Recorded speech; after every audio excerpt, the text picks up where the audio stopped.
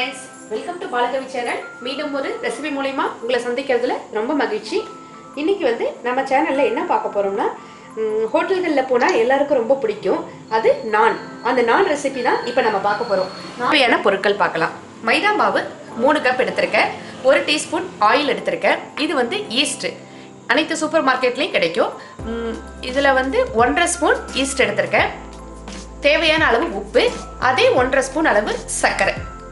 இது மட்டும் தான் நமக்கு தேவையானது. ரொம்ப சிம்பிளான பொருட்கள் தான். இதை வச்சு நம்ம எப்படி செய்யறதுன்னு பார்க்கலாம். இது ஈஸ்ட்டை ஊற வச்சுக்கணும், ஆக்டிவேட் பண்ணணும். அதுக்கு வெதுவெதுப்பான ஒரு கால் கப்பு சுடுதண்ணி எடுத்துங்க. தண்ணி வந்து லைட்டா வெதுவெதுப்பான சூட்டில் தான் இருக்கணும். அதில் நம்ம எடுத்து வச்சிருக்கிற சுகர் ஆட் பண்ண போறோம். நம்ம எடுத்து வச்சிருக்கிற ஈஸ்ட்டையும் ஆட் பண்ணிக்கலாம். ஈஸ்ட்டுக்கும் சுகர் சேர்த்தா தான் நல்லா ஆக்டிவேட் ஆகும். அதனால தான் ஈஸ்ட்டும் சுகரும் நம்ம சேர்க்குறோம். இது ஒரு 5 நிமிஷம் இப்படியே ஊறிட்டு இருக்கட்டும். ஈஸ்ட் வந்து நம்ம ஒரு 5 நிமிட்ஸ் ஊற வச்சுருந்தோம். ஊறிடுச்சு, நல்லா ஆக்டிவேட் ஆகிடுச்சு. இப்போ நம்ம மாவு ரெடி பண்ணலாம். நம்ம எடுத்து வச்சுருக்கிற இந்த மாவு சேர்த்துக்கலாம். இப்போ இந்த மாவோட நம்ம எடுத்து வச்சுருக்கிற உப்பு சேர்த்துக்கலாம். எடுத்து வச்சுருக்கிற ஆயிலும் சேர்த்துக்கலாம். அடுத்தது நம்ம ஊற வச்சிருக்கிற இந்த ஈஸ்ட், இதையும் நம்ம இப்போ இதில் ஆட் பண்ண போகிறோம்.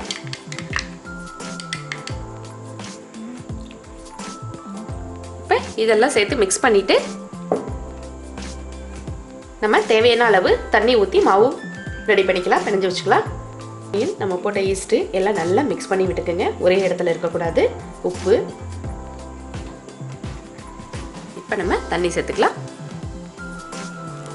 எப்போதும் சொல்கிறது தான், மாவுக்கு தண்ணி பிணைஞ்சு பார்த்துட்டு சேர்த்துக்குங்க.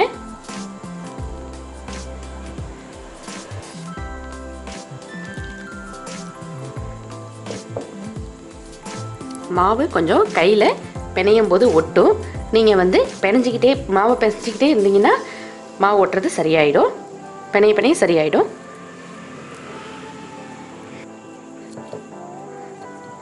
மூணு கப்பு நான் மாவு எடுத்தேன். அதுக்கு 3/4 கப்பு தண்ணி ஊற்றிருக்கேன். அது இல்லாமல் ஈஸ்ட்டுக்கு ஒரு கால் கப்பு தண்ணி ஊற்றி ஊற வச்சுருந்தோம். இதெல்லாம் சேர்த்து தான் நம்ம மாவு பிணைஞ்சிருக்கோம். அவ்வளோதான், மாவு பிணைஞ்சாச்சு. இப்போ நம்ம இதில் லைட்டாக எண்ணெய் தொட்டுக்கலாம். எண்ணெய் தொட்டுக்கிட்டால் கொஞ்சம் மாவு காயாமல் இருக்கும். எதுக்காக எண்ணெய் தடவிக்கிட்டோம்னா மாவு வந்து காயாமல் இருக்கும். இது 1.5 மணி நேரம் ஆனோடனே நான் தட்டுறது காமிக்கிறேன். ஓகே, மாவு ஊற வச்சது ஊறி இருக்கும். திறந்து பார்க்கலாம். சூப்பராக உப்பி வந்திருக்கு பாருங்க. இதுக்காக தான் நம்ம 1.5 மணி நேரம் ஊற வச்சது. இந்த பாருங்க, குத்துனா எப்படி பஃப்னு வருது பாருங்க. அந்த அளவுக்கு மாவு நல்லா உப்பி வந்திருக்கு.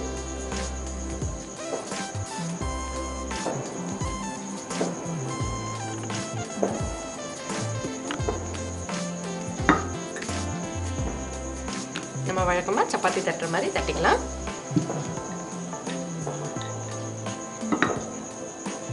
ஹை ஹீட்டில் வச்சுக்கணும். நல்லா ஹீட் ஆகட்டும். இது நான் அயன் தவா.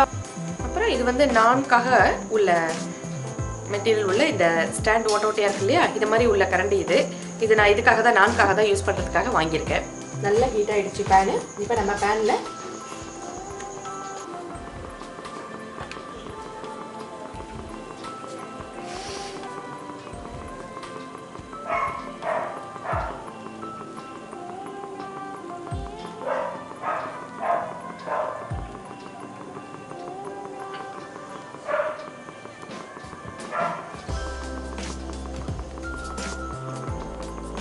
பபிள்ஸ் வந்துருச்சு பாருங்க.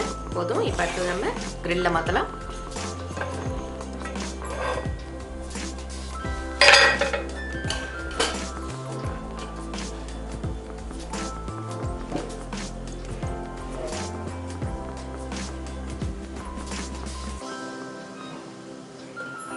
கிரில் ஒரே சைடு இல்லாமல் எல்லா பக்கமும் அனல் காமிச்சிங்க.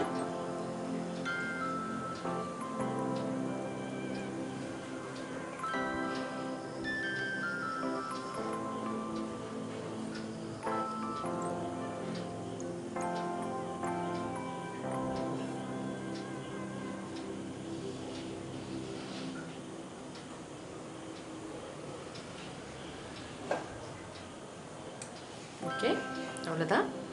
நல்லா பட்டர் தடவிக்கலாம். அவ்வளோதாங்க. இதோ பாருங்க, சுவையான நான் ரெடி ஆயிடுச்சு. நீங்களும் செஞ்சு ட்ரை பண்ணி பாருங்கள். மறக்காமல் உங்களை கமெண்ட்ஸ் ஃபீட்பேக்ஸ் எல்லாம் சொல்லுங்கள். புதுசாக பார்க்குறவங்களா இருந்தால் கண்டிப்பாக உங்களோட கமெண்ட்ஸ் ஃபீட்பேக் சொல்லி மறக்காமல் சப்ஸ்கிரைப் பண்ணுங்கள். நன்றி.